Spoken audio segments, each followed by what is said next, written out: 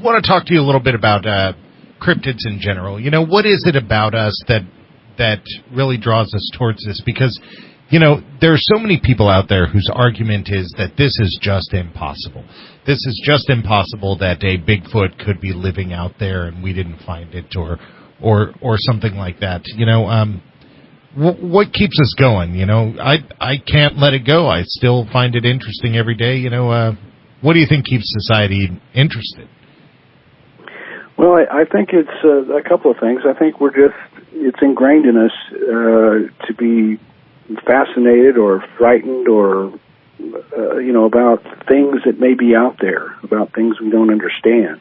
And, you know, monsters in the woods, I mean, that dates back to the oldest, you know, of tales and things that have scared people in the dark. And that people report these kind of things in modern society, you know, the lizard man, almost like Creature from the Black Lagoon, or Bigfoot, this sort of wild man or ape man living in the woods. It just appeals to our base nature of something that we just, you know, we can't let go. We just, you know, we want it resolved. We want proof, or we want to be able to say it definitely doesn't exist, but so far, you know, the case just goes either way. We can't disprove it. We can't prove it.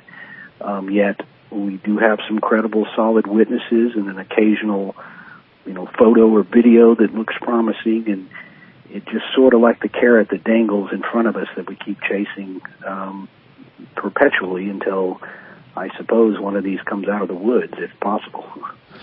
Yeah, well, while we haven't found any humanoid ones, we have found actual cryptids in science, haven't we? We've actually found animals that we thought were extinct that were back, or animals that there were sightings of that we ended up figuring out. You know, so it's not too far outside of the realm of possibility as well, is it?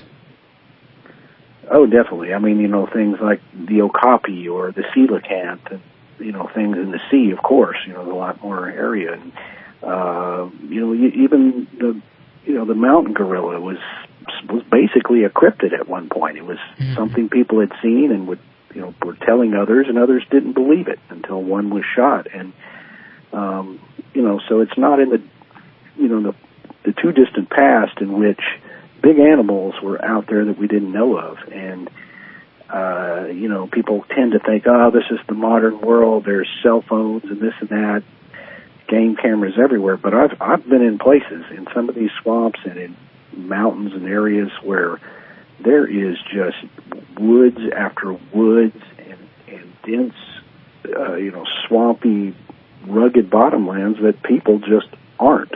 And if one was to go out there and be dropped into these places, people would soon realize that it's not that hard for something to be 20 yards away and just to hide in the shadows. You'd never see it if it didn't want you to, you know. So it's not. It seems improbable, but it's not impossible. Yeah, that's been one of my thoughts too. Is that look how good animals are at hiding from us, and they're not even as smart as a humanoid or a monkey, and they can hide like nobody's business.